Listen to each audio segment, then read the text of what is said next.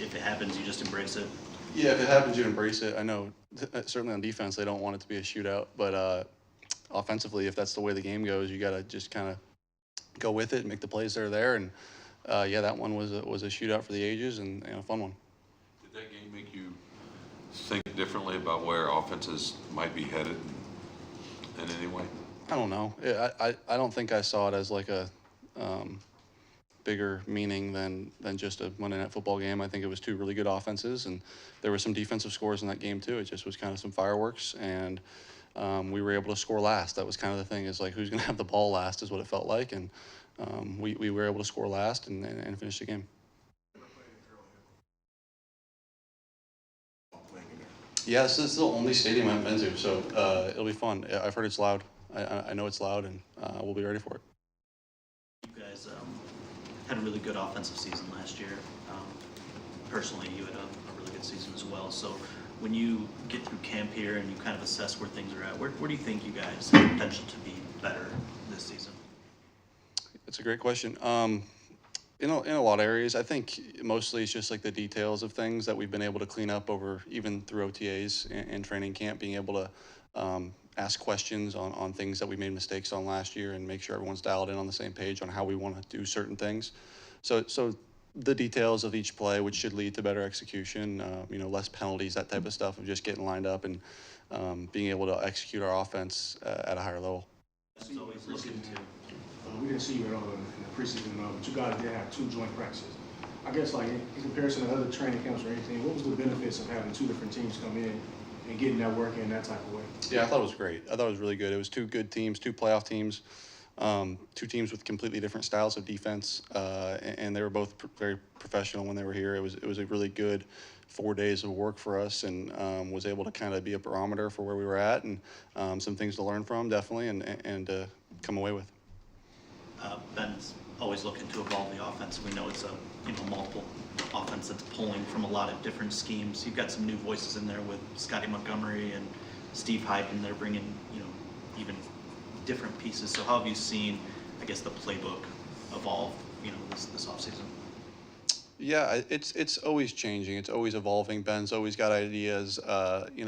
Some of them he pulls from his time in Miami. Some of them he gets from other coaches. Some of them is from Dan, his time in New Orleans. It all kind of comes from various different places, as well as I don't think we're above stealing from other teams. So it's kind of how this league goes, and I think he's one of the most creative guys in the league. We're lucky to have him, and so yeah, we're always evolving and trying to get better. KC, obviously think about Mahomes and the offense and the explosiveness of that, but starting to look at that defense, maybe what jumps out to you, what challenges do they present to you guys on Thursday? Yeah, you watch a lot of stuff from last year, and obviously it's a little bit of a different team now, but I think overall their coverage is pretty sticky. They do a good job staying close to the receiver. I think their linebackers are extremely athletic, and I think up front they're pretty young and fast. I think they've got some guys that can do some good things, really at every level. And it's a challenge. That's why they're the Super Bowl champs last year, is because they're good on every level. Obviously, their offense gets a lot of attention with those guys over there, but their defense is no slouch, and we'll have our hands full. You have two new running backs. What do you like about what each one brings? A lot of it. I like, they both bring a lot, and Gibby's kind of the speed, quick guy, and David is, a bit more of the stronger and, I don't know, thicker running back, and but they can both kind of have similar skill sets. They both can run and catch. We plan to hand it off to both of them and throw it to both of them at some points this season, and they're both extremely explosive. They help us a lot. The offense it was very good last year, yardage, points wise, and everything. But explosive plays, could you see more of that out of this group? Yeah, sure. I'm not sure where we ranked in explosives last year, but I would imagine it was pretty high. But yeah, I think speak of those two guys. We love Swift and Jamal, and just the same way, David and Jameer give us that chance to be explosive and to get the ball in their hands in a variety of ways, and let them do the rest. So it's a fun group to have, and expect to be explosive with them as well as everybody else. What do you think is Ben's biggest strength, I guess, as a coordinator, whether it's play design, communication? What do you think it is?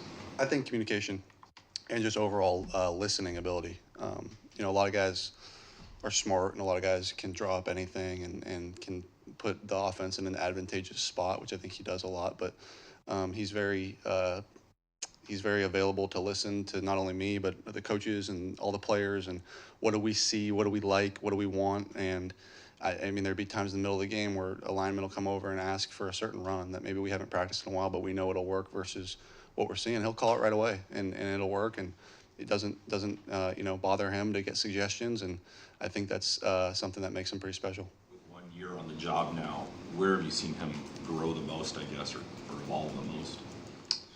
I don't know. I think being able to dive into our details of our offense a bit more. I think last year we were, kind of at a base level of it, and really, kind of at times flying by the seat of our pants as far as early on in OTAs and training camp, installing stuff, seeing what works.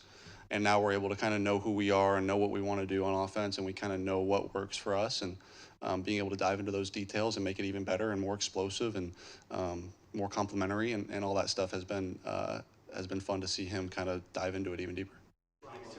Nobody anticipates starting slow. You guys want to come out and win every game, obviously, but is there a different level of urgency to come out and not dig that hole like you did, the last 2 seasons? Like, hey, we want to come out and get off to a quicker start. Is it a way that you even prepare for that? I think you're always urgent every year. I think the last 2 years we haven't started quick, so maybe there's a little bit of a increased awareness of it.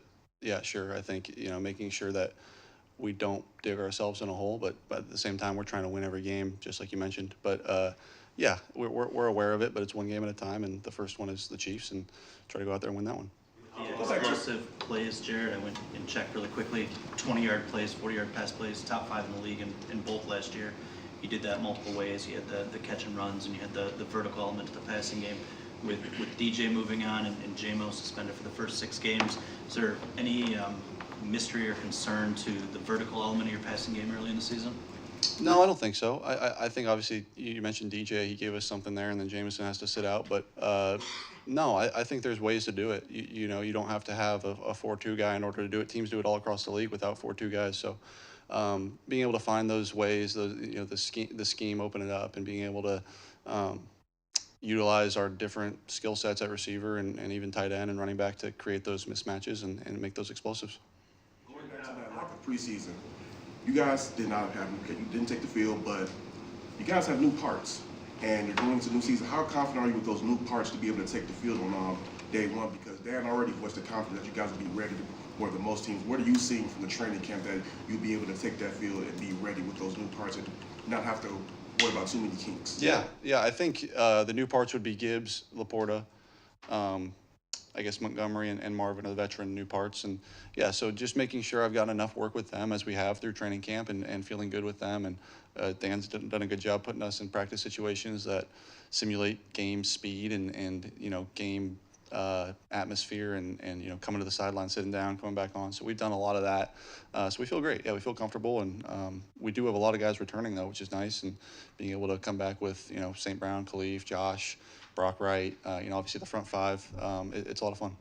How do you sense that the expectations are different versus the last 2 years, and what's the key to, living up to your expectations and the outside expectations, which have been much higher? Yeah, you sense it, of course. You hope it goes that way when you get here. And I think back to whatever it was, 2021, and expectations were not high, and you hope they go higher, and now we're here and they are higher. But internally, we are very focused on every day and getting better. And obviously, people expect a lot from us, but we expect a lot from ourselves too. And we have a high standard and are going to uphold that. Whether you win, lose, draw, whatever it is, you're going to come out and try to get better the next day and hold who we are, and that's what we've done. And yeah, of course, we expect to win more than we have, but it's a hard game. They're paid to play too, and it's gonna take all of us to get there. But yeah, I think our standards and our expectations have certainly rose, and that's how you hope it goes.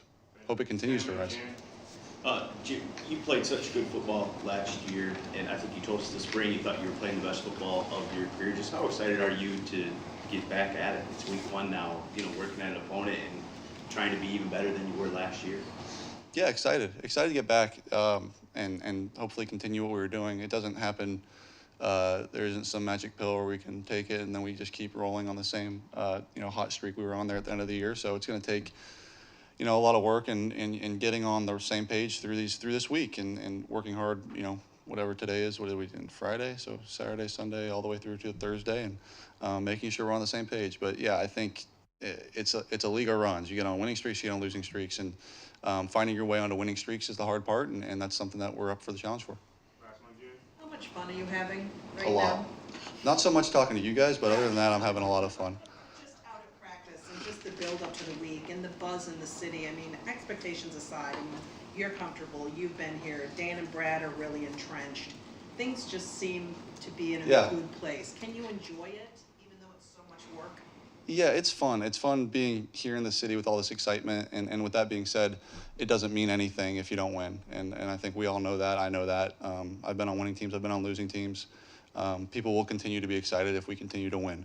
So that's kind of the fix to everything. And winning fixes everything, as they say. So if we can, get on that winning streak like I talked about, starts with the first one, but find our way into a hot streak and keep winning. And this city will continue to be excited, but it starts with this week with Kansas City and finding a way to win the first one. Thank you, guys. Cool. Thanks, guys.